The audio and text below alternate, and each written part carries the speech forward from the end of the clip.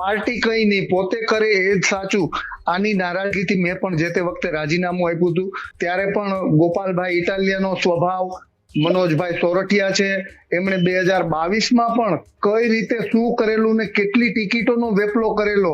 જનતાના કામની વાત તો દૂર રહી, પરંતુ અહીંના જનતાનો એક પણ મુદ્દો અત્યાર સુધી એમણે ઉઠાવ્યો નથી. તમે જુઓ, વિસાવદર વિધાનસભામાં ગોપાલ ઇટાલિયાએ ચૂંટાણા પછી એમના કાર્યકરોને પણ હાથા બનાવવાનું નથી છોડ્યું. ડોક્ટર હિતેશ વઘાસિયાના કેટલાક આમ આદમી પાર્ટીના નેતા પર ગંભીર આક્ષેપો જોવા મળી રહ્યા છે.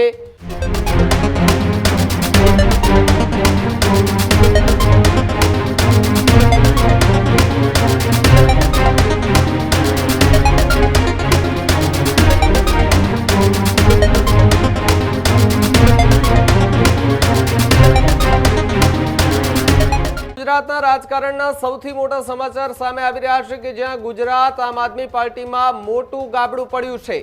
રાજુ કરપડાનું આમ આદમી પાર્ટીમાંથી રાજીનામું પડ્યું છે.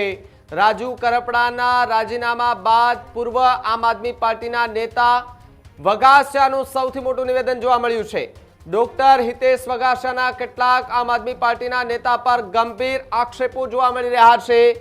સાથે જ ડોક્ટર હિતેશ વઘાસિયા કે જેઓ પણ જે તે સમયે આમ આદમી પાર્ટીની અંદર ખૂબ મહેનત કરતા નેતા હતા, ખૂબ સારો એવો પ્રચાર પ્રસાર કરતા જોવા મળી રહ્યા હતા, એ સૌથી વધુ અલગ અલગ ગામડાઓ જે છે તેમણે પણ ખૂંદ્યા હતા. પરંતુ જ્યારે વિસાવદરની ચૂંટણી આવી અને વિસાવદરની ચૂંટણી સમયે તેમણે પણ આમ આદમી પાર્ટીમાંથી રાજીનામું આપી દીધું. એવું કહેવાતું હતું કે જ્યારે ગોપાલ ઇટાલિયા 6-7 મહિનાથી પ્રચાર પ્રસાર કરી રહ્યા હતા તે દરમિયાન હિતેશ વઘાસિયા કે જે પોતે ગોપાલ ઇટાલિયાની સાથે હતા, ગોપાલ ઇટાલિયાની સાથે ખંભોથી ખંભો વળાવીને પોતાની દિવસ રાત જોયા વગર એમણે મહેનત કરી હોવાનો દાવો એ કરી રહ્યા હતા. પરંતુ અચાનક શું થઈ ગયું કે જે અપક્ષમાંથી ચૂંટણી લડ્યા. વિસાવદરની ચૂંટણી ખૂબ રસપ્રદ હતી. અપક્ષમાંથી પણ ઘણા બધા લડી રહ્યા હતા. એમાંનું એક નામ હતું હિતેશ વઘાસિયા. પોતાની રીતે એમણે ખૂબ સારી મહેનત કરી, પ્રચાર પ્રસાર કર્યો, સારા એવા એમણે વોટ પણ લીધા. પરંતુ ગોપાલ ઇટાલિયા એ વિસાવદરમાં જીતીને આવ્યા. કોંગ્રેસનું પણ કંઈ ન આવ્યું, અપક્ષનું પણ કંઈ ન આવ્યું. આમ આદમી પાર્ટીના ગોપાલ ઇટાલિયા જીતી ગયા. જ્યારથી ગોપાલ ઇટાલિયા જીતીને આવ્યા છે ત્યારથી વિસાવદર અને આમ આદમી પાર્ટીના કેટલાક નેતાઓ ચર્ચામાં આવી રહ્યા છે. ક્યાંય વિવાદ તો ક્યાંય વિખવાદ તો ક્યાંય ગજગ્રાહની ચર્ચાઓ થઈ રહી છે.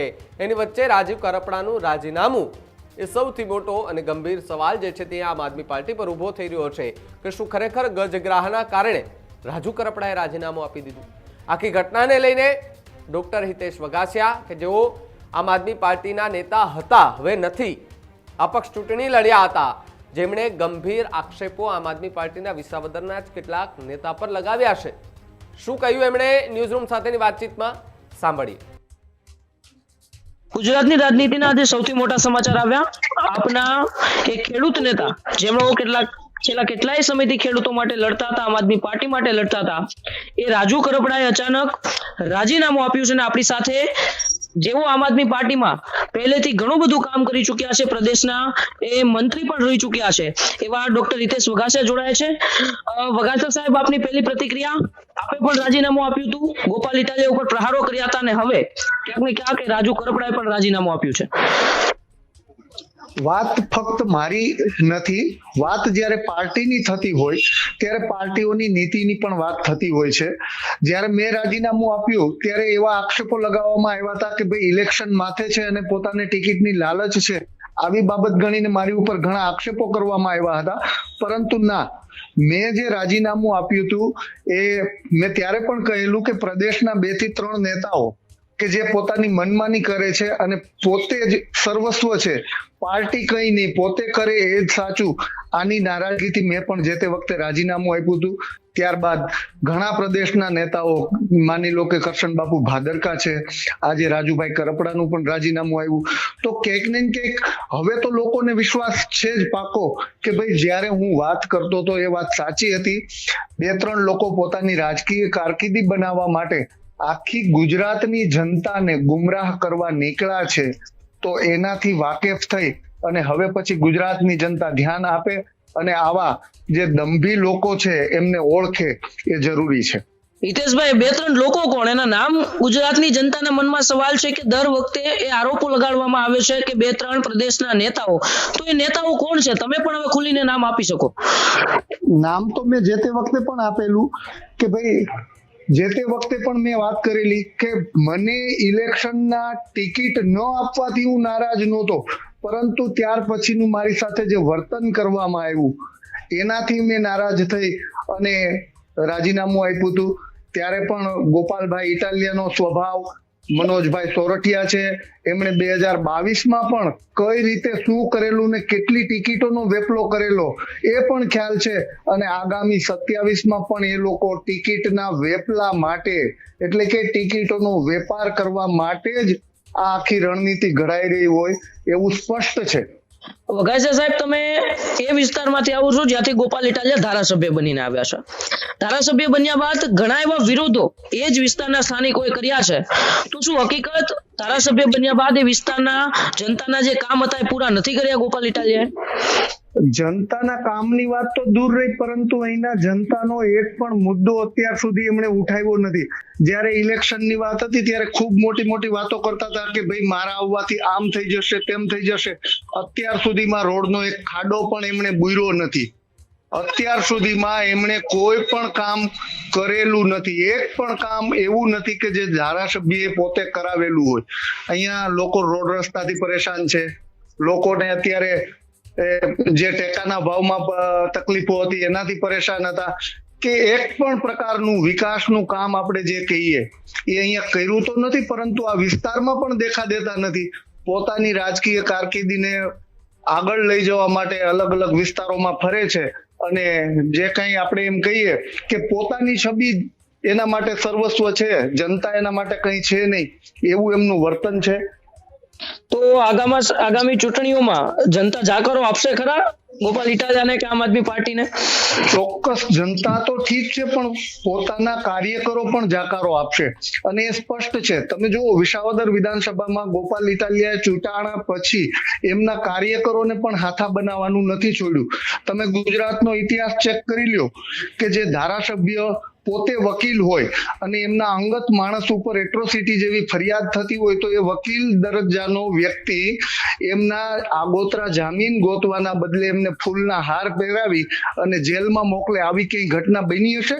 જો એમ કહેતા હોય કે હરેશભાઈ સાવલિયા સાચા હતા, તો હું એમ કહું છું કે એ સાચા હતા તો એમને જેલમાં મોકલવા ન જોઈએ અને એમની આગોતરાની વિધિ કરવી જોઈએ, અને કાં એમણે સ્વીકારી લેવું જોઈએ કે અમે ખોટા હતા.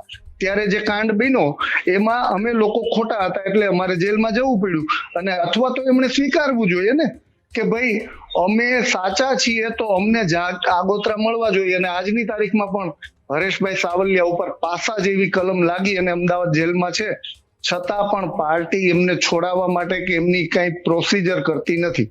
એટલે કહેવાનો મતલબ એવો છે, તમે ગુજરાતની આખી રાજનીતિ જોઈ લ્યો, પહેલેથી આમ આદમી પાર્ટીનો ઇતિહાસ જોઈ લ્યો, મહેશભાઈ સવાણી હોય, નિખિલભાઈ હોય કે વિજયભાઈ સુવાળા હોય, આવા તમામ જે નેતાઓ જેમનું કદ ગુજરાત લેવલનું વધતું જતું, જે લોકો ગુજરાત લેવલે અત્યારે કરશનબાપુ ભાદરકા હોય કે પછી રાજુભાઈ કરપડા હોય, જે લોકોનું લેવલ એક લેવલ કરતા અપ થઈ જાય અને રાજકારણમાં જે લોકો આગળ આવતા જાય છે, એવા લોકો ક્યાંક ને ક્યાંક પાર્ટી છોડવા માટે મજબૂર કરવામાં આવે છે, મજબૂર થઈ જવું પડે છે અને એવા લોકો પાર્ટી છોડી દે છે.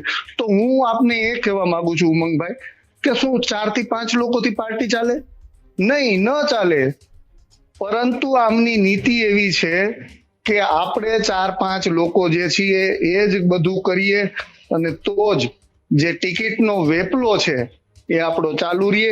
અને 27માં હું તો ફરીથી કહું છું કે 22માં જે રીતે ટિકિટનો વેપાર કર્યો છે એવી જ રીતે 27માં પણ આ લોકો પાછા ટિકિટનો વેપાર કરવા માટે ગુજરાતમાં આવ્યા છે. તો ગુજરાતની અંદર આ ટિકિટોના વેપલા થાય છે, પ્રદેશના 2-3 નેતાઓ કાર્યકર્તાઓનું સાંભળતા નથી. એ રાષ્ટ્રીય શીર્ષ નેતૃત્વને નથી ખબર, અરવિંદ કેજરીવાલ હોય કે મનીષ સિસોદિયાજી હોય, એમને નથી ખબર કે ગુજરાતની અંદર પાર્ટીને ડેમેજ કરનારા નેતાઓ છે? ઉમંગભાઈ, આજે ખુલીને વાત કરીશ કે અરવિંદ કેજરીવાલજી હોય કે મનીષ સિસોદિયાજી હોય, એમને એટલી તો ખબર હોવી જોઈએ કે જે દિવસે વિસાવદર વિધાનસભાની ટિકિટ ડિક્લેર થઈ તે દિવસે અમારું ગુજરાતનું આખું પ્રદેશ ડેલિગેશન, એમાં હું પણ સામેલ હતો, અમે બધા લોકો દિલ્હી ગયા હતા. હું દિલ્હી એરપોર્ટે સવારે 11 વાગે જ્યારે ઉતરો ત્યારે ગોપાલ ઇટાલિયાના નામની વિસાવદર વિધાનસભાના ઉમેદવાર તરીકે જાહેરાત થઈ ગઈ. તો મારું એટલું જ કેવું છે કે ત્યારે તો ઇલેક્શન પણ ડિક્લેર નહોતું થયું, ત્યારે બીજી કઈ પણ ઇલેક્શનની પ્રક્રિયા નહોતી, અને બધાને ખબર હતી કે ભાઈ અમે 5 કલાક પછી અરવિંદ કેજરીવાલજી સાથે બેઠક કરવાના છીએ. તો એ 5-6 કલાકમાં એટલું બધું શું લૂંટાઈ જવાનું હતું કે ગોપાલ ઇટાલિયાનું નામ અમારી એક પણ વ્યક્તિ સાથે, પ્રદેશના 15 થી 16 લોકો અમે ત્યાં હતા, 15 થી 16 માંથી એક પણ વ્યક્તિને પૂછવાનું તો ઠીક છે, પણ આપણે એમ કહીએ ને કે ખાલી વાત કરવા પૂરતા પણ જો માનવામાં ન આવતા હોય તો એમનો મતલબ શું સમજવો.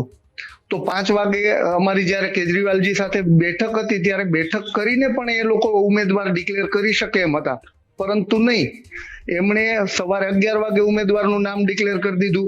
એક પણ પ્રદેશના નેતાઓને પૂછવામાં નથી આવ્યું.